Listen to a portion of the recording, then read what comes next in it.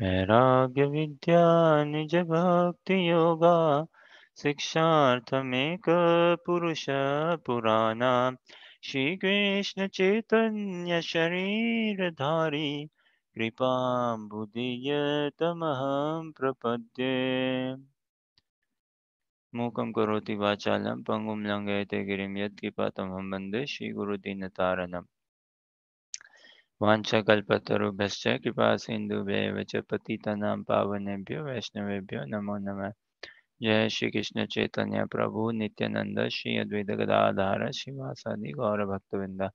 Hare Krishna Krishna Krishna Hare Hare Hare Ram Ram Ram Hare Hare. Hare Krishna, warm welcome everyone in this study of Srimad Bhagavad Gita. So we continue our study. Chapter 10 from text 35 will start opulence of the absolute. And we understood the absolute means one-sided. Krishna is one-sided, all good. Whatever he does, his suffering is also mercy, his punishment punishing is also mercy, his caring is also mercy, everything is kind. Everything is very kind. So Krishna giving us human form of life is a big blessing upon us, and Krishna uh, living entities dying as well. That has also a big mercy of Krishna. Once we understand Krishna, once we understand love, we'll get to know, okay, whatever Krishna does is mercy only, is pure good only. Uh, And in the practice of Krishna consciousness, there are many qualities, traits, emotions, which are all to bring about the pure nature, the quality of the soul, which is to be ever in love with Krishna and serve Krishna and be in association with Krishna. But there is one quality, but there is one quality uh, which is not at all good in the practice of Krishna consciousness. There is one emotion, one quality, one trait which is very unhealthy, I would say, which is not good in the practice of Krishna consciousness, and I should not entertain that quality. But in lifestyle, say with material thought process and dealings, that quality is very, very commendable. It is very much desired, appreciated, and one should have that quality, emotion, and trait. So this is a question. What do you think that could that quality be which is cherished, desired, aspired in material life, but it is a big stumbling, big blockage in the progressive spiritual practice and progressive Krishna consciousness and pure Krishna consciousness.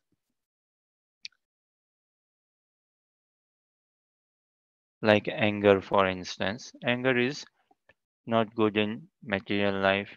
No, it's not a desired, cherished quality. In spiritual Krishna, pure Krishna consciousness, there is room for anger, transcendental anger. There is scope for it, which is good.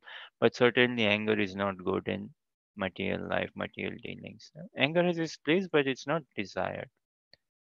It's not appreciated. Uh, Kindness, for instance. Now, kindness is very much appreciated in both material and spiritual life. In material life, also, one should be kind, gentle, and in spiritual Krishna consciousness as well, it's a natural emotion. One would be kind. Well, in spiritual, if one is harsh also, na, like in Krishna's dealings with his pure devotees, his pure devotees, they go very harsh at Krishna as well. Krishna boys say, Krishna, if you want to play with us, you have to follow the rules. Don't take smart. Hmm? Don't think that you are the son of the king or so that you will be spared from punishment or you don't have to do the hard labor. If you want to play with us, you have to follow my rule. Otherwise, I will not take you as my friend. Look, this is love.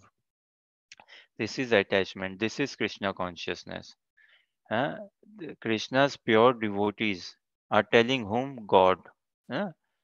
Pure someone who is so attached to Krishna is in a way shouting at Krishna, telling God, and Krishna who? God. God, if you want to play with me, I will not allow you to play with me. You have to behave properly. You have to follow the rules. Now, can anyone have that audacity? Can anyone have that sort of, oh, I will. put God in its proper place. I will put Krishna in. There are so much Brajvasis, Vrindavan residents, or yeah, those who are in that Vrindavan Bhav, that mode. There's so much in attachment, Atmiyata.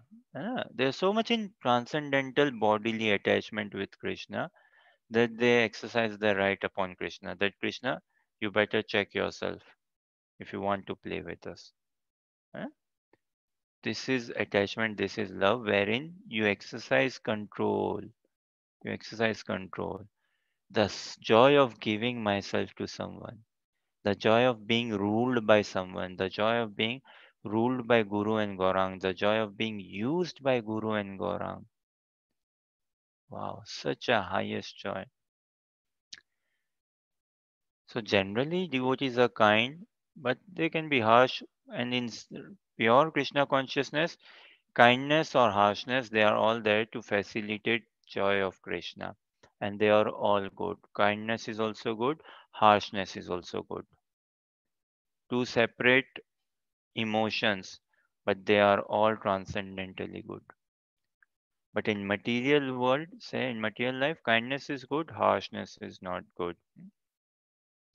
So the question again being, what is that quality or emotion which is cherished, aspired, desired for in material life, but it is a no in spiritual life. It is not wanting. It is not good for in the practice of pure Krishna consciousness.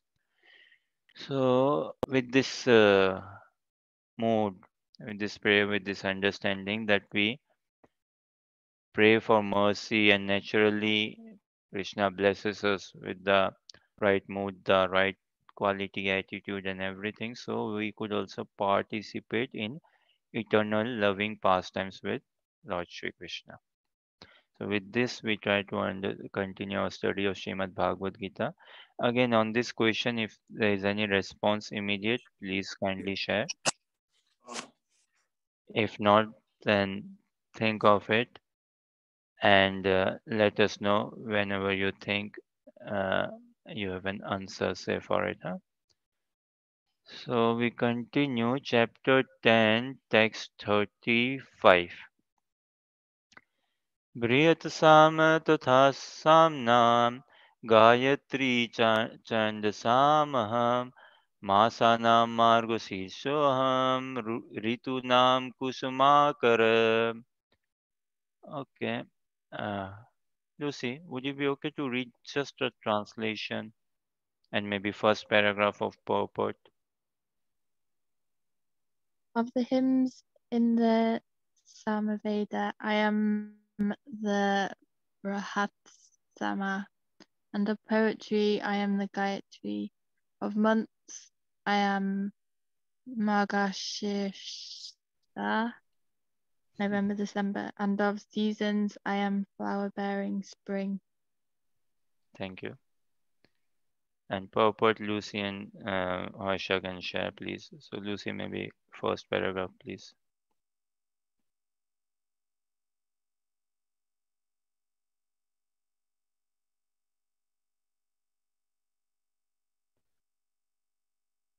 Lucy, would you be okay to read the first Yeah, thank you. It has already been explained by the Lord that amongst all the Vedas, he is the Samaveda. The Samaveda is rich with beautiful songs played by the various demigods. One of these songs is the Brihatsama, which has an exquisite melody and is sung at midnight.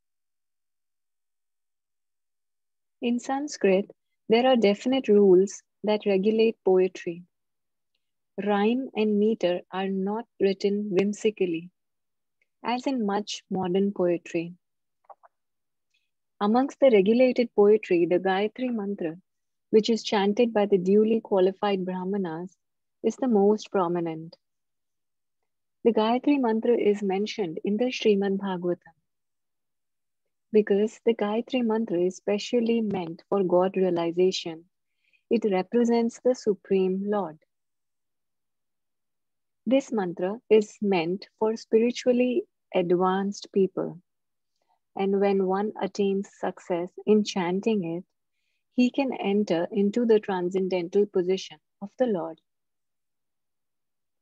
One must first acquire the qualities of the perfectly situated person, the qualities of goodness according to the laws of material nature, in order to chant the Gayatri Mantra. The Gayatri Mantra is very important in Vedic civilization and is considered to be the sound incarnation of Brahman.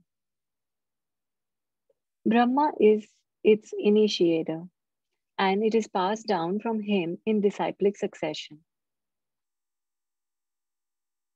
The month of November-December is considered the best of all months because in India, grains are collected from the fields at this time and the people become very happy. Of course, spring is a season universally liked because it is neither too hot nor too cold, and the flowers and trees blossom and flourish. In spring, there are also many ceremonies commemorating Krishna's pastimes. Therefore, this is considered to be the most joyful of all seasons, and it is the representative of the Supreme Lord Krishna. Of the hymns in the Samaveda, I am the Brihadsama, and of poetry, I am the Gayatri. Of months, I am Margasirsa, November, December, and of seasons, I am flower-bearing spring.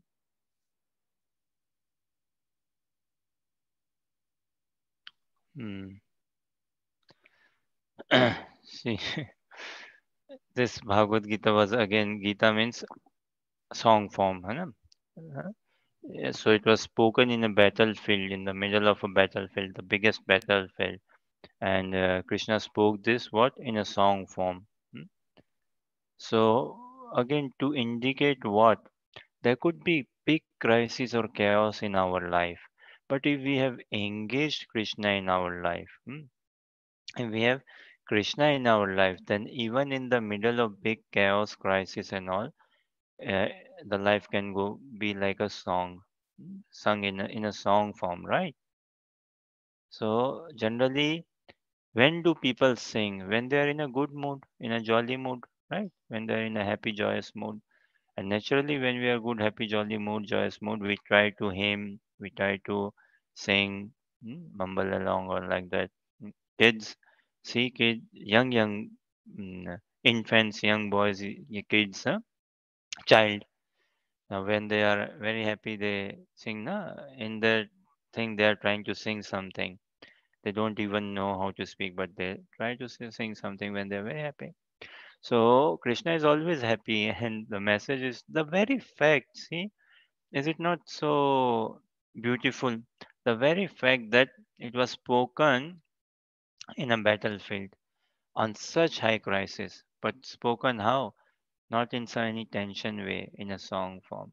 Krishna is speaking like a song, Arjuna is responding also like a song. Every shloka can be sung and they have got particular meters and things. This is Vedic literature. Bhagavatam, the all the shlokas in Bhagavatam, yeah, there are some prose which cannot be sung, but otherwise, yeah, can be sung. Chaitanya Chaitamrit, wow. The singing itself is so purifying and so soothing, calming. And nowadays songs, Bollywood songs, wow, so filthy. Majority of them, many of them, I would say majority of them, very vulgar. The content, very sexual oriented content, very filthy. The meaning um, and the portray the image, the songs, the singing, dancing, and all, huh? And using swear words. Another thing is like trying to express any issue or protest. This world has become over the years, last few years or over the years, so much protest, so much demonstration protest. Okay, so you protest in a song form, and then how you protest? You rap, right? You write rap. Now the lyrics in rap and how you protest, and any rap song generally, I suppose, has got some swear words in them, the lyrics and like that, and it is like deemed as some creativity or some good. And especially, I would say, many Indians, some more Indians, I don't know, still in comparison to, I mean, okay, Indians, them who write some rap songs and all, it really doesn't come about so nicely if in my real understanding or in my taste and all. That that sort of wanting to look cool, sound cool, be cool with some beard, uh, thick beard on, baseball cap, hat on, and some sunglasses and gold lockets and loose t-shirt and that sort of walking and all.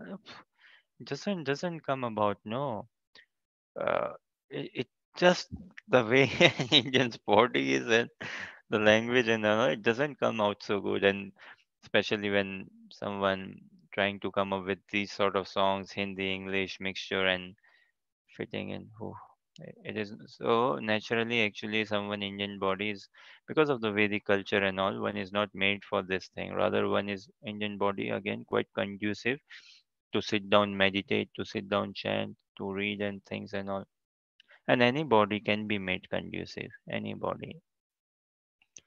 Uh, So this is one song. Classical song is so good. Classical music, but there's not much scope for it. There's not much awareness. There's not much promotion for it. Even English classical songs and all, quite good. And I suppose if we see over the years as well, it's a worldwide thing, I think, where there is more of commercialization and more of uh, how to do something protest wise and more of the richness is being a bit lost in simple way say. Uh, so yeah, Krishna is saying of the hymns in the Samved, I am the Brihad Sama. Of poetry, I am the Gayatri. Of months, I am the November, December, and of seasons, I am flower bearing spring. Yeah. Okay. Any thoughts, questions, or comments?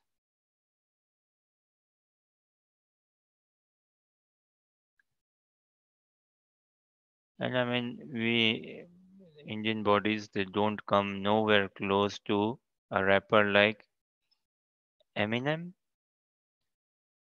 Eminem. Uh, wow, and some others as well. Some of them, some American rappers and maybe some Europeans as well, or we come nowhere close to them, nowhere close. And to pop stars, European or American, wow, nowhere close in terms of that sort of music as well, that heavy metal, rock metal, whatnot, and all. We come nowhere close, but it's just like pushing so hard. Sometimes I find that, okay, yes, we need to compete and we also fit in and this sort of thing. Anyways, purity and genuineness should always be cherished. Prabhupada was once in an airport waiting for his flight to take his flight. He was in the lounge sitting area and all. Television was on, and Chaplin was coming on the television, and he was laughing like anything. Actually, if you see Prabhupada's smile, wow, smile of a child, so beautiful is his smile, so encompassing, so attractive his smile, so friendly, childlike, genuine, honest, pure smile. So Prabhupada was in airport watching Charlie Chaplin and laughing like anything, like a kid smiling, his fist on hands and like that, clapping.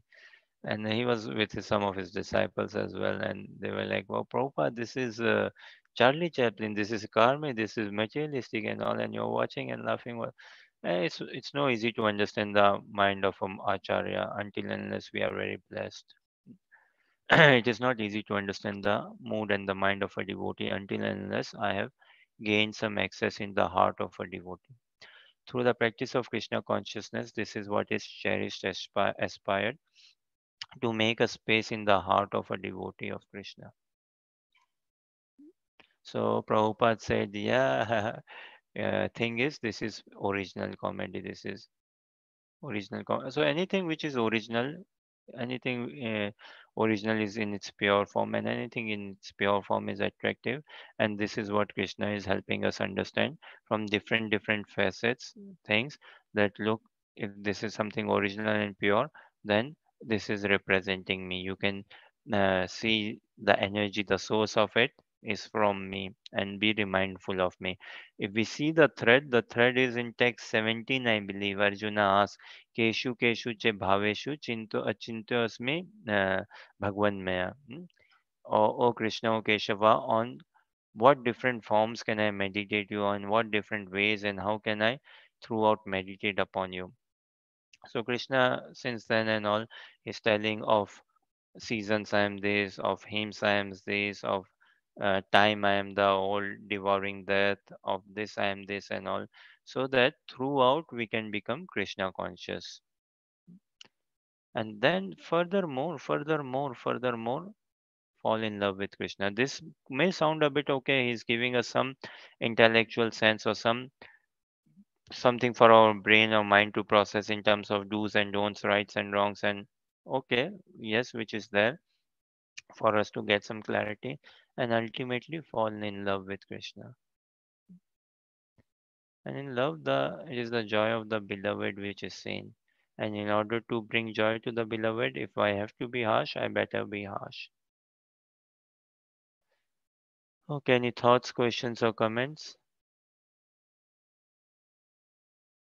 And I mean, no way saying that this music is bad or that music is bad, or but at least something has to be spoken, right? I mean, some sort of vulgarity or this or abusive or obscene, if that's the word, content and reflection and all. Uh, See, children growing up by the age of 15, 16, how much crime they are exposed to on media, in television, seeing crime, seeing war movies or crime movies, and hearing about crime stories. Someone killed someone. How much rape culture are they exposed to? How much uh, harassment, assault are children exposed to? All these things, and these are certainly not good for the growth of any child, development and growth of any child. Abusive language and swearing in songs and things. No. I mean, why can we not have good fun without swearing? We don't need to be swearing in order to bring fun. Why can we not dance without getting tipsy, without getting intoxicated? Uh, we don't need drinks actually to get us dancing. We should be able to dance without getting drunk. We should be able to have comedy, fun, jokes, proper jokes, genuine jokes, laugh with each other, laugh at each other, both laugh with each other and laugh at each other without insulting anyone and without abusing anyone, without using foul language, without putting anyone down. eh? So that sort of purity is what we should aspire for. Then we will find, wow, such good comedy, such good fun. And the jokes amongst devotees, they're so funny. The devotee community and devotee jokes, so funny. But it's just like when we practice Krishna consciousness. Now, I always say there's such a charm when I shake hand with a devotee, when I touch the hand of a devotee, uh, massaging a devotee's hands, embracing, hugging a devotee. Why is it such a different feeling? Because we understand Krishna is in the center of that devotee's life, or even if theoretically, but yes, it is there.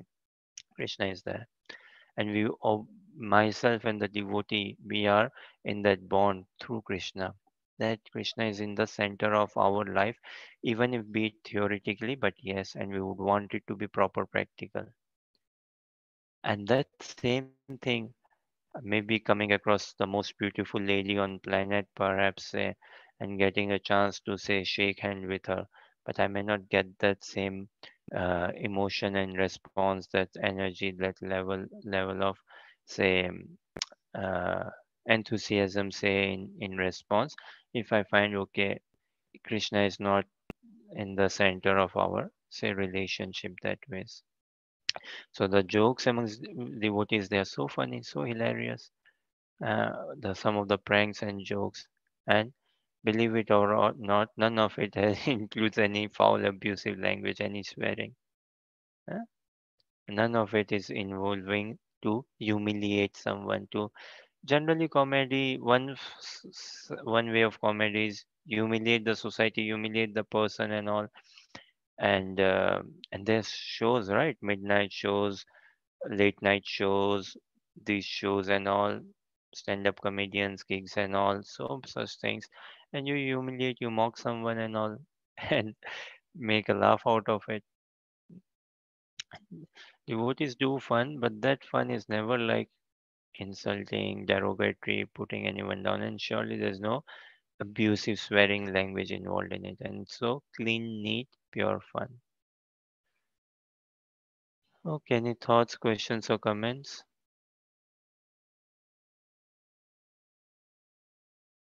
There can be a society wherein children are safe, children are not exposed to vulgarity, or for themselves they do not experience uh, any sort of abuse, mm, physical, emotional, and which is good for their brain and mind to grow up, and they feel confident, they feel secure. The main thing is feeling loved. This is what is lacking, and this will lack in this material world until and unless I find my connection with Krishna, with Krishna's devotees, Guru and Gaurang. Until and unless I can be a sincere devotee and I can say yes. So it is just this lack of love, lack of receiving love, and lack of giving love.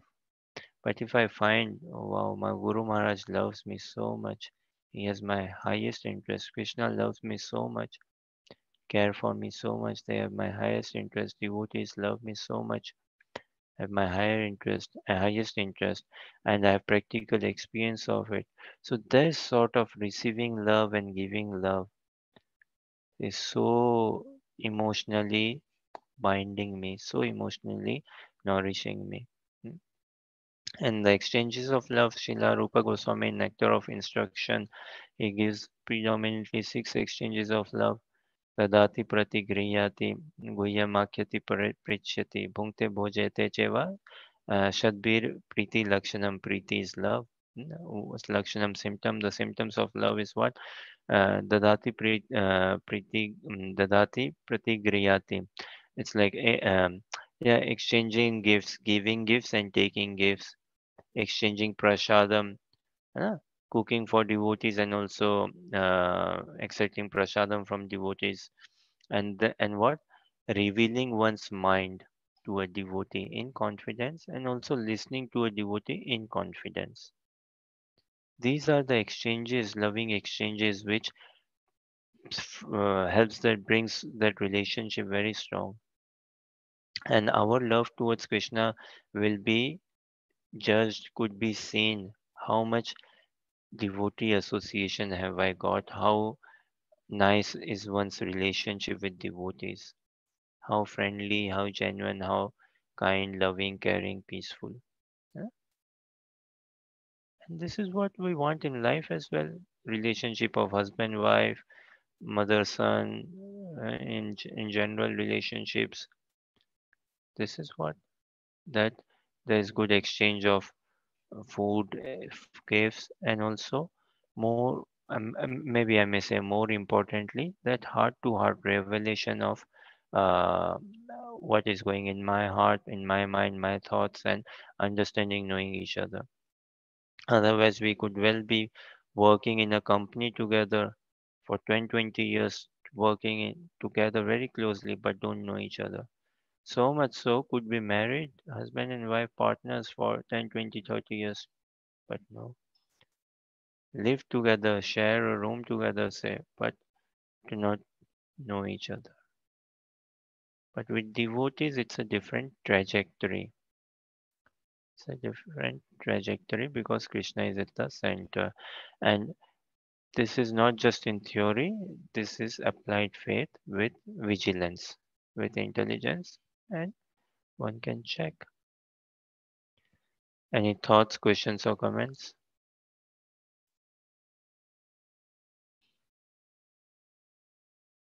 द्यूतं चलयताम् अस्मि तेजस्तेजस्विनामहं जयोऽस्मि व्यवसायोऽस्मि सत्वं सत्वतामहं.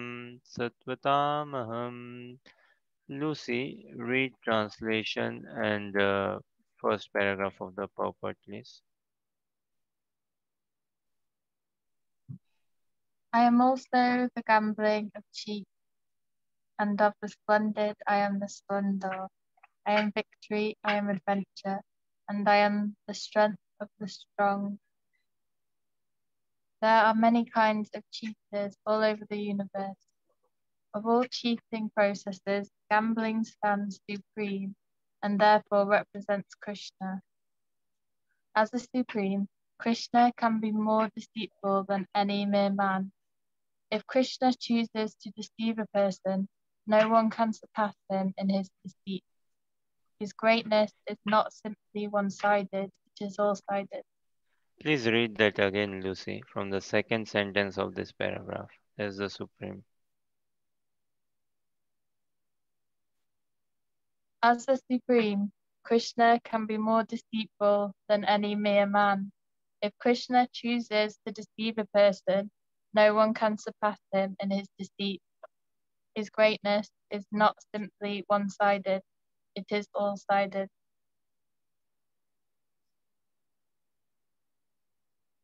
Among the victorious, he is victory. He is the splendor of the splendid. Among the enterprising and industrious, he is the most enterprising, the most industrious. Among adventurers, he is the most adventurous. And among the strong, he is the strongest. When Krishna was present on earth, no one could surpass him in strength. Even in his childhood, he lifted Govardhan Hill. No one can surpass him in cheating. No one can surpass him in splendor. No one can surpass him in victory. No one can surpass him in enterprise, and no one can surpass him in strength. I am also the gambling of cheats, and of the splendid I am the splendor. I am victory, I am adventure, and I am the strength of the strong. How do you find the translation in the purport?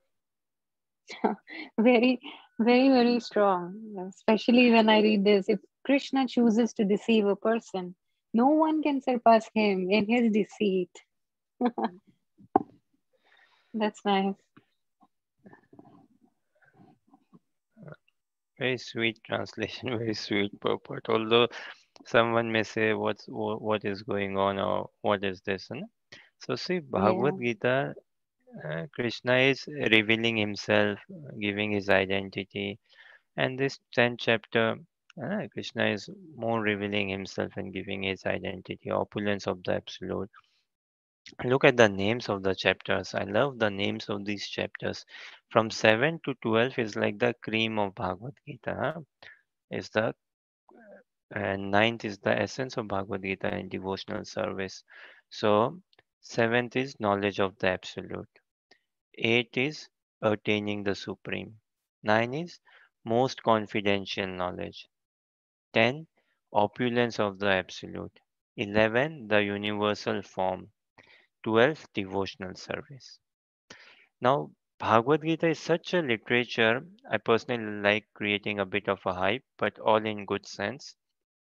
I like giving surprises, but all in good sense, not to put someone in trouble and not to um, do anything undue or unfair.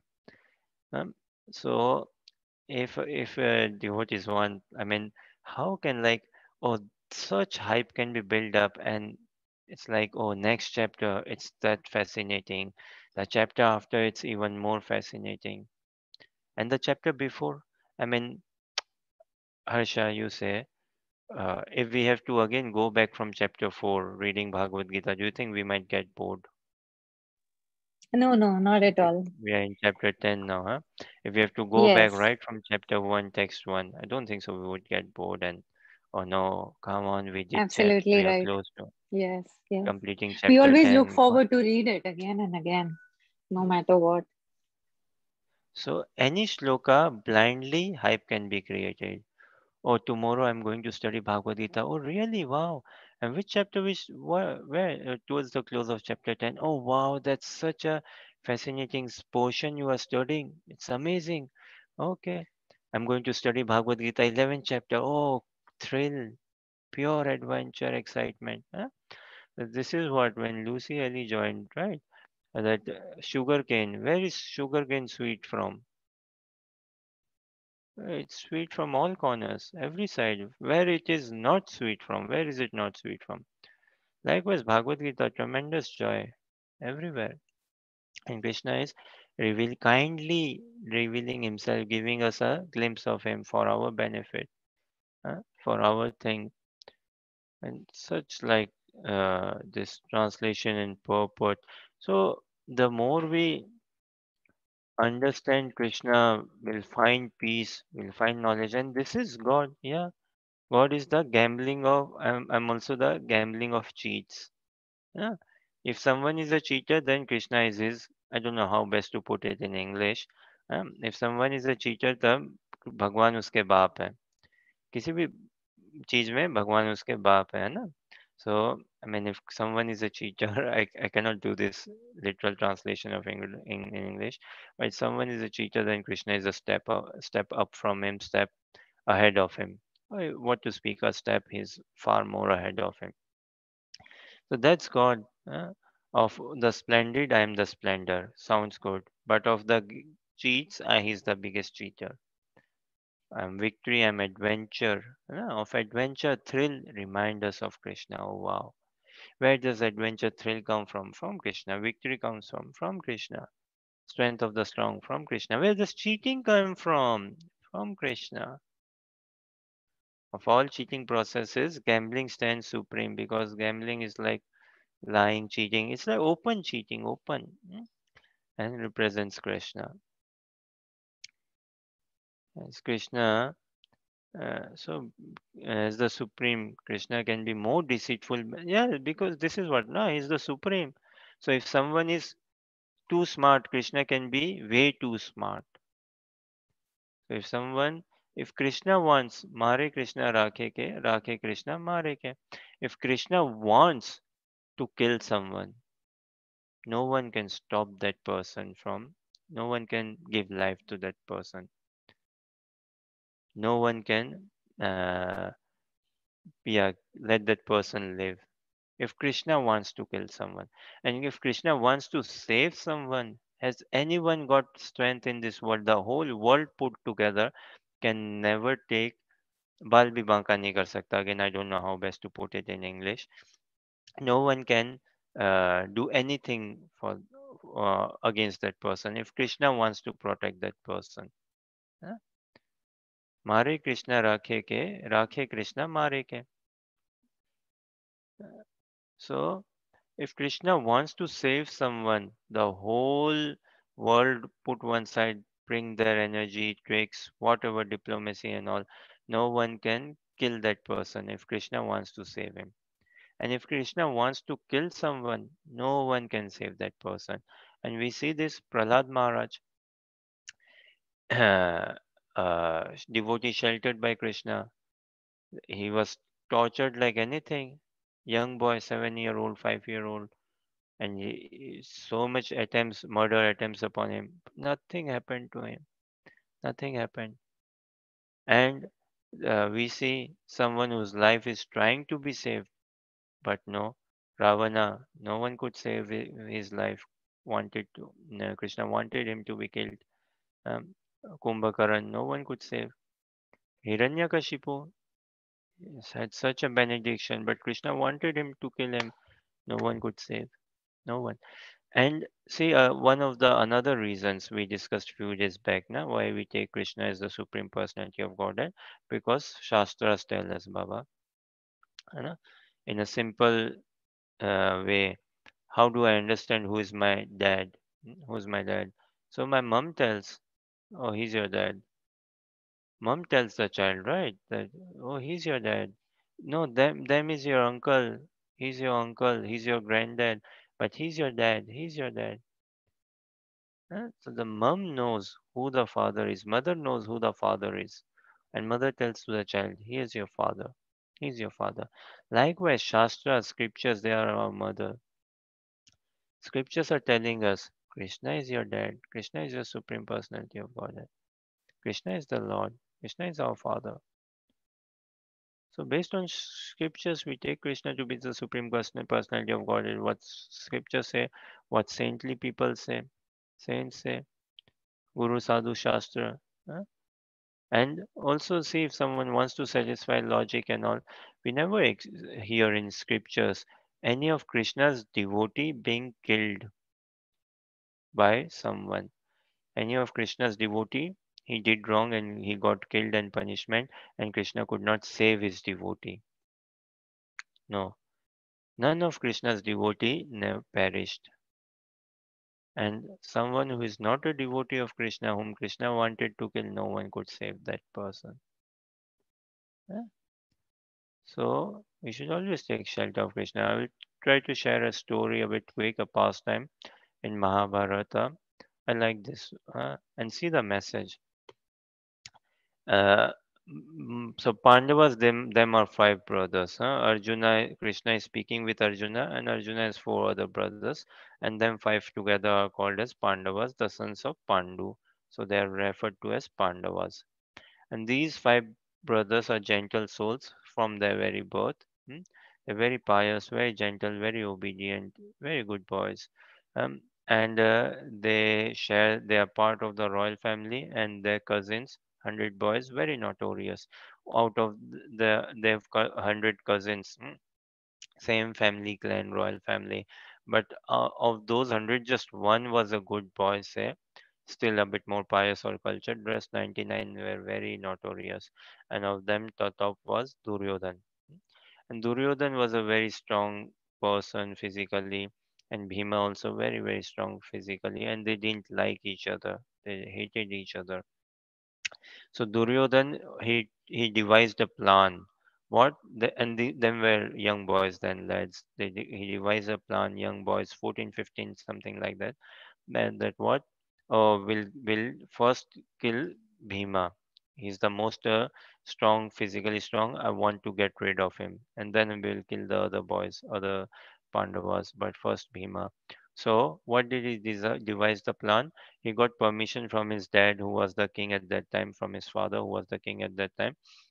And that father, we all boys want to go for picnic. So why don't you send us in that family house? I don't remember the name of that place now, but it's mentioned in Mahabharata. Why don't you send us to that family house? And yeah, send some guardians as well with us, Shakuni, our uncle, and some other elderly guardians. And we boys, us 100 brothers and those 505 together, we want to have some good time, some fun, some sports, some play, some exercise activities. Send us off for whatever days to that royal family or to that royal house of ours.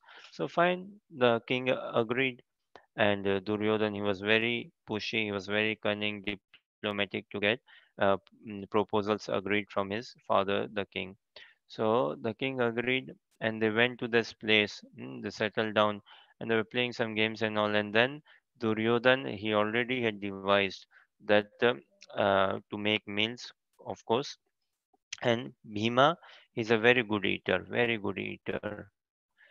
He loves eating, and he has got good stamina to it. So Duryodhan, he said, will make good food for him, rich, creamy. And in Bhima's plate, he served the meal himself, very heavy and all, and he mixed poison in it. mixed heavy poison, good quality, top quality poison in food. And then he was serving or arranging servants and all to serve Bhima's. Okay, so Bhima and others were having food, but in Bhima's plate there was poison, and Bhima was unaware of it, and no one else knew it. And Bhima, in his oblivion, he started eating and he was eating, but he was so strong, physically so strong, that even the poison was not having an effect on him instantaneously, straight away. It was after the sunset, evening time, that after some time the poison started having some reaction, slow, steady, and Bhima was losing strength, grip. He was not able to hold his body, and very with great difficulty, Duryodhan and his brothers, they managed to then tie Bhima with ropes.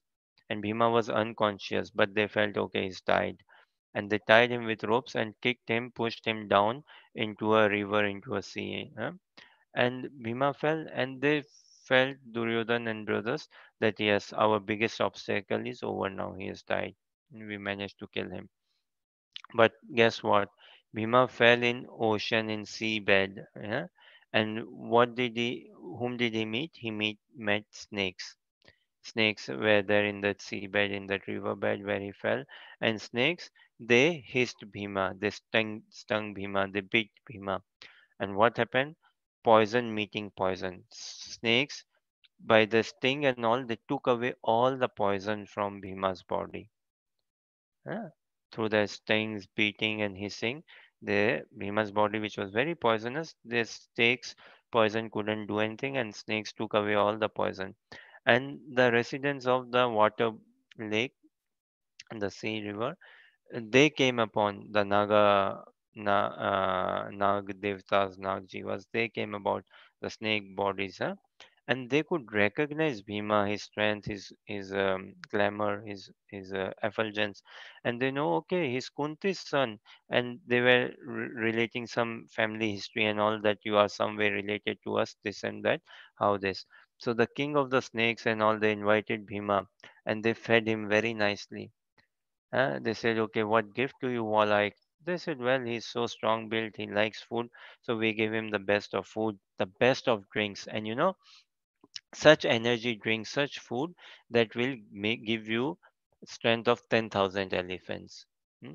Strength of so much elephants, and you would be able to do even more Herculean task. They were thinking, oh, we give him minerals and jewelries. Oh, well, Bhima, what will he do with jewelry and minerals? No, we give him food, na? Rich, opulent food to eat and drink. Not like today's Red Bull or energy drink. No. And today's energy drink, right? What it appear is it not like, correct me, Lucy, Harsha, if I'm saying a bit wrong, and don't mind me if I'm speaking harsh, but I try to speak a bit reality and not in any offending way, sure. Do we not see young boys and girls, may not be so much girls, young boys perhaps more, getting what, Red Bull and some other fizzy drink, energy drink, and they are not of the age wherein they can go alcohol, say, and they go with these drinks, and they see, okay, my elder brother or elderly in my family, they are having some drinks, but I'm having this. And the way these drinks are marketed, sold, pictured, and the way boys and girls carry and all, it's all very passionate way.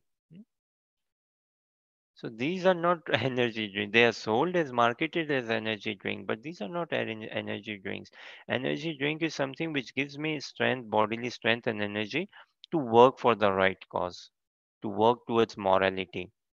So what Bhima was given energy drinks was all for to give him the strength so that he can work for morality, righteousness, and be a good ruler citizen.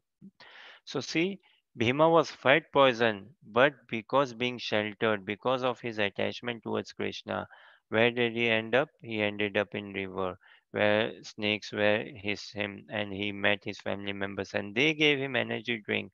And then Bhima stayed there for a night or two, and then Bhima said, my mom and my mother and my brothers would be concerned, so please let me go back. So they transported Bhima back. Bhima came out of the water, and then he came up and he went to his mother and brother, and they were so pleased to have him back, and they were very concerned. And they could see, wow, Bhima, you have grown double the size 4 times the size, and he gained more strength and more power. And upon seeing Bhima return, Duryodhan and brothers, they were so angry and furious and envious from inside. So this is the thing. One who takes shelter of Krishna, one who takes shelter of Krishna, for him is always glory. Externally, Bhima was like supposed to be dead or killed and so much attack upon him. But look, because he's favored by Krishna, he was sheltered by Krishna, he's attached to Krishna. Because of his attachment to Krishna, nothing of that happened. Rather, he came out even more strong. So Prabhupada writes in Bhagavad Gita, chapter 1, text 14, I believe in the purport. Jayastu Pandu Putranam Yesham Pakshe Janardhanam. All glories to Pandu Putra. Why? Because Krishna is on their side. So, if we want to be glorious, we better be on Krishna's side. Hmm. A quick question I will ask. Tell me, on whose side is Krishna not?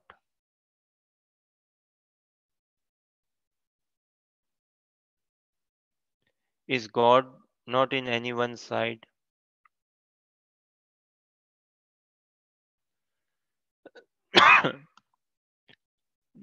Krishna is all pervading, God is all pervading. So, someone who is all pervading, he's in every side, right? That's through his energy, say, but also in his localized aspect and out of his care concern. Do you think Krishna is not in, or he's not actually in my landlord's side? He's not in my boss's side. He's not in my hairdresser's side. On whose side is Krishna not? He's everywhere, all the sides.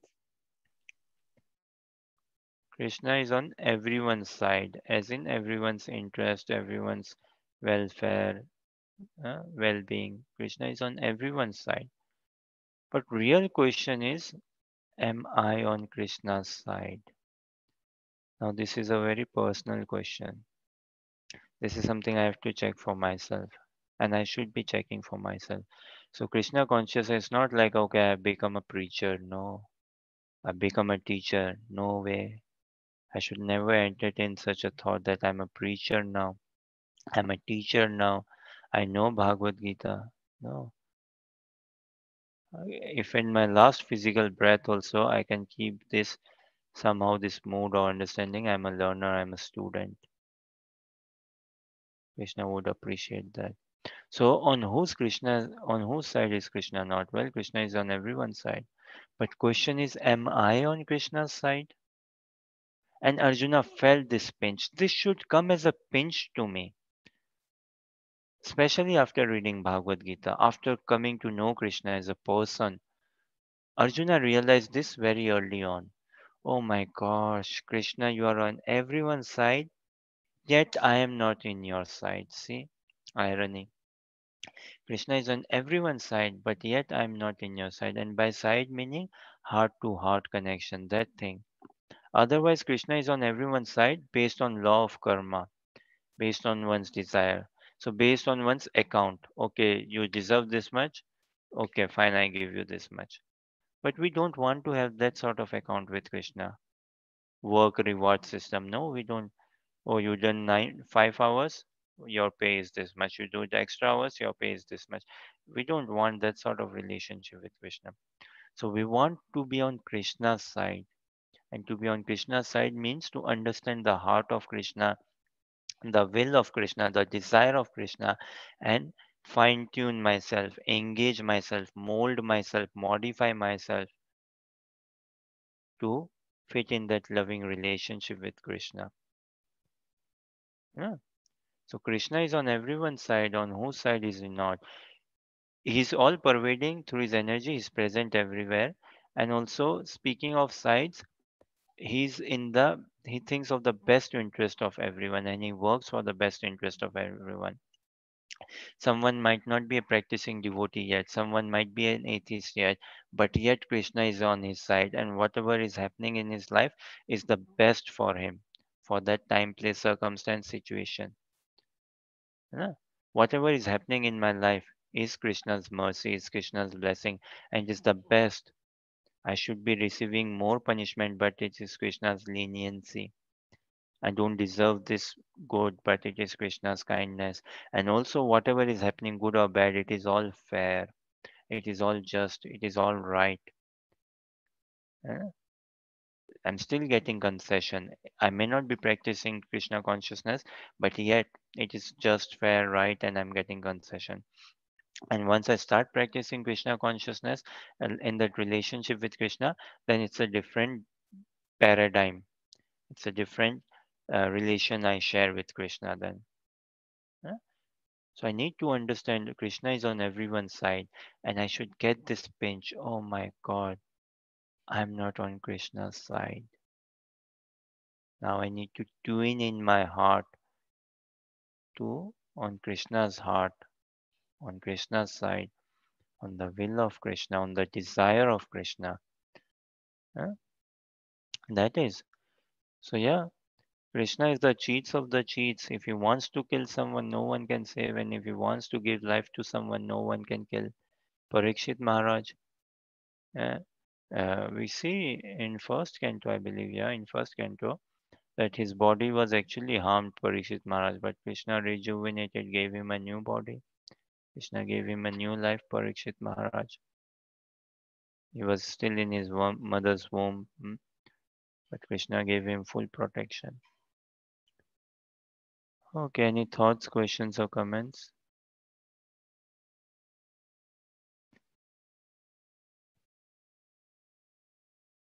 So Krishna's greatness, as it says in purport, is not simply one-sided. It is all-sided, all-encompassing, all-pervading. eh? So we may think, oh, uh, the problem with us humans is, honestly, this is the problem. What? We are too smart. We act too smart. We show to be too smart. We want to be too smart. And what does Krishna want us to be? He just wants us to be smart. But we want to be too smart. No? And acting too smart is no good. Acting too smart. This is the problem with humans only, not any other species. Butterfly, ants, elephant, zebra, horse, tiger, lion, deer, ass, donkey, trees, plants, water bodies. They are not at all too smart. They're very much in their nature. And we like to cross over. That is the problem. We are too smart. And Krishna is saying, if you are trying to be too smart, if you act to be too smart, then I am your boss. I'm your father in that respect. Huh? And this is why we get baffled. And one of the thing is COVID. What is that? To show us that look, you're not the independent authority, you're not the independent controller. And look, such a strong relation you share with nature. And nature doesn't need your help or anything. This COVID could have made us realize that we are not the supreme controller. And how much control have we got? Did it not bring us pretty much in our on our knees? We were dancing to the tune of the virus, or we were dancing to the tune of the material nature. We are dancing. It's not like just COVID, even before COVID, but there COVID came us on the face, and maybe yeah, okay, wow, there's something more to life than what I see. And nature saying, look, you're not independent, and nature on its own can actually manage and reset and whatnot. It doesn't need us. Problem is we are too smart. That is the problem. See, what is expected of us is to be normally smart, just be smart, which is good, adequately smart, sufficiently smart. But no, I don't want to be sufficiently smart. What do you mean adequately smart? I want to be extra smart. I want to show others I'm better than them. I want to be over smart. I want to trick God. I want to trick Krishna. I want to have a competition with God. What not and all. And this is why, okay, we break our back. Yeah. And this is like some understanding of God and morality, righteousness, piousness, but Krishna consciousness is above morality. It is transcendental morality. So we have to go into the love, understanding love, the intricacies of love, understanding the beauty of Krishna. Only then, if we are enamored, incapacitated by the beauty of Krishna, capacitated by the beauty of Krishna, only then no force and power or beauty of this world, which is temporary, fickle, will be able to have me in its grip. Otherwise, though, I'm always available for sale in material world. And irony is, without even me realizing that, I become sold. Without even me realizing that, wow, I have sold myself, I know, wow, the uh, even though I cannot realize, and then I'm sold. Such irony. No. In material, I'm trying to cheat someone, but it is me only who is getting cheated. So this over smartness is the problem with us. And Bhagavad Gita puts us into perspective. Bhagavad Gita would make us humble. Krishna humbled Arjuna. So our ego, we might be in cloud nine, but it won't take any second for nature to come us to ground. Yeah. Krishna is having a proper laugh at us. He's always having the, what do they say, the first, or Krishna is always through love, karma, and all. We're changing so many bodies. What great are we doing? In a way, we could be laughing stock. Yeah. So I better give up acting over smart. I try to understand and love Krishna. Any thoughts, questions, or comments? See, isn't Krishna beautiful, these translations and purpose? Vrishninam vasudevosmi pandavanam dhananjaya muninam apiyam vyasa kavinam usana kavi. I shall read translation and first paragraph of the purport.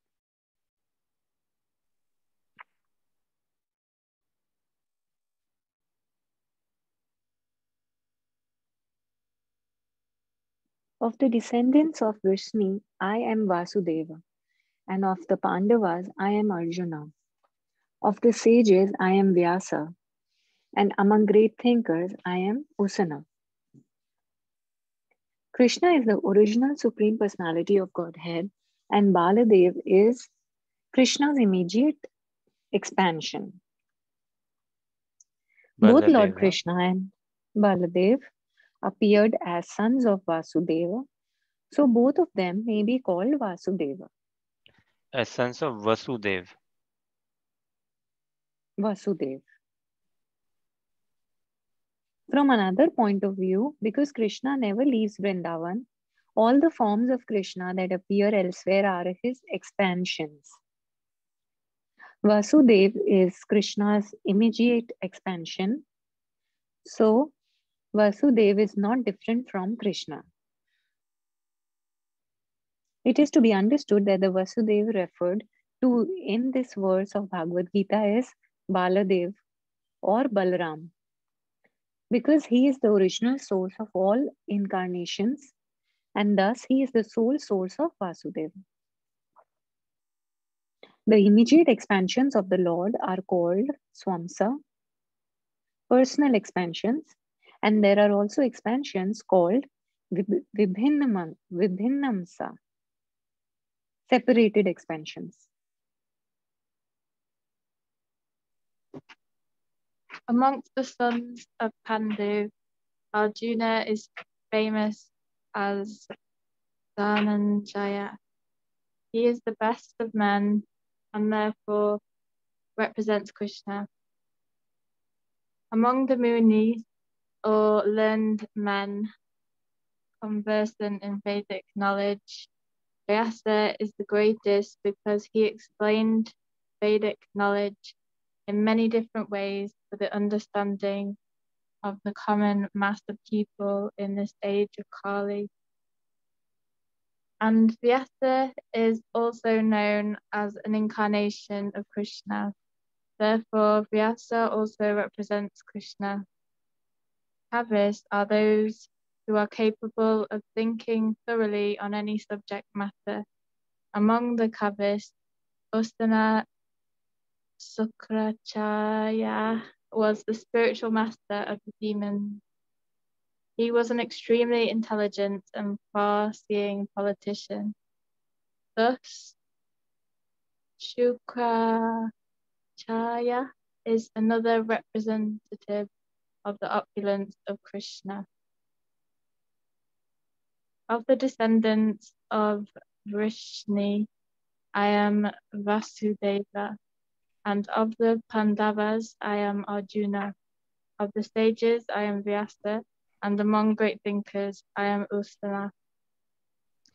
Nice reading, Lucy, and thank you, Harsha, for sharing screen every day. It's very helpful, and I like it with the screen sharing and reading, where we are able to see and read as well, and it helps us concentrate, engage our senses. See, our eyes get engaged, mind get engaged, ears are engaged, hands are engaged. Like this, all the senses getting engaged in loving devotional service. Mantra meditation, we can engage all our senses when we chant the names of Krishna.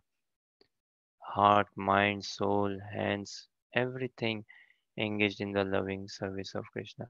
And this is Krishna consciousness, this is love.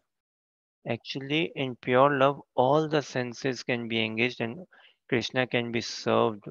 One lover can serve his beloved from all the senses, using all the senses in that pure love. And it is very pure in nature, of a pure quality, not like mundane lust oriented love. No. So, this whole Krishna conscious practice is how can we purify our senses and with purified senses engage ourselves in devotional service. So, see, it is like the practice of Krishna consciousness, reading, hearing, chanting is all bhakti. It is all purifying our senses and simultaneously serving Krishna with purified senses. Uh, so, yeah, thank you for reading and sharing. Screen and this and uh, of of the descendants of Vrishni I am Vasudeva and of Pandavas I am Arjun. Of the sages I am Vyasa and among great thinkers I am Usana. Uh, so uh, Vrishni is the dynasty and Krishna is Vasudev, the son of Vasudev, him and Lord Baldev. And Krishna has various expansion. We know also like Shastras Prabhupada say like expansion is what one's own immediate like say expansion. And why do we want to expand? Because we want to expand the joy, like business expansion, right? Or want to expand the business. Why? Because more profit, business is profitable. And now it's like okay, there's more ooze, more energy, more motivation. I cannot hold it to myself. I am expanding. Yeah. Mercy is always overflow. Mercy is always to give out. Oh, there's too much mercy. For a sadhaka, a devotee will feel that, wow, I do not deserve this mercy. One should genuinely feel it. I've been so blessed. Krishna has been so merciful to me, devotee's life. I do not deserve this. So what do? I have to pass on this mercy. I have to share this mercy. Yeah. So expansion is what? Okay, expand. Political field, we want to expand and all. Yeah. As in, yes, we understand and now we want to grow. So Krishna also expands. Love is all expanding. Spiritual world is all expanding. Nothing is, it's compressed, expanding the way it is. In spiritual life, in Krishna consciousness, it is all increasing returns. And in material life, it is diminishing returns. Some enjoyment reaches its pinnacle, its epitome, its highest point, and then such comes down. And when it comes down, it is so unpalatable. So expansion is what? When one is joyous, one wants to expand, or to expand his happiness. So Krishna's first expansion, Lord Balram, and Lord Balram facilitates all the desires of Krishna. So he facilitates, he arranges, facilitates the desires of Krishna. And we are also expansions of Krishna as Vibhinamsa, separated expansions of Krishna. Expansions though, but separated expansions. A question, um, let me know, yes, no, or maybe. Is a part meant to serve the whole? Part meant to serve the whole?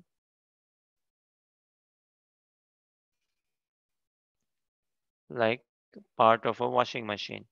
Is it meant to serve the whole washing machine? I'd say so, yeah. Yeah, part is meant to serve the whole only. An employee who works for a company, part is meant to serve the whole. So we are also separated part and parcels of Krishna, and separated as in not like physically or that sense, or Krishna born and we born and then we separate. No, not that sense. No, separated as in capacity. Say, Krishna is supreme God. We are tiny God, or we are gods, and Krishna is in this sense. Yes, Krishna. I'm an expansion of Krishna. See, if I meditate on like this is real self-respect. This is real self-appraisal. This is real value. Then I realize I am invaluable. I'm so sweet. uh, I'm so prestigious. I'm an expansion of Krishna. In that sense, and part is meant to serve the whole. I'm a tiny God meant to serve the big God, the proper God, the real God, Krishna. And then only I will find real joy. So maybe I give you peace here. Of Arjuna is of the Pandavas the greatest of men. So of any field, good or bad, whatever is great, Krishna is the source or the energy or the representation. That is precisely the message. And again, a reminder on the question that come tell me a quality, an emotion, a trait which is very valuable, very desired in material life, but is a big no in spiritual life, is not good for advancement in Krishna consciousness, in pure Krishna consciousness. But for a material life, it is very good. Think of it. If you have an immediate response now, please share. Otherwise, whenever suits you, near future, please share. Okay, any final thoughts, questions, or comments, or clarification? Okay, thank you very much for your participation and encouragement. Uh, we leave it here. Tomorrow next we'll discuss from text 38. Shrimad Bhagavat Gita की जय। श्रील प्रभुपाद की जय। निताय गौर प्रेमानंदी। हरि हरि बोल। हरे Krishna. Jai Hare Krishna.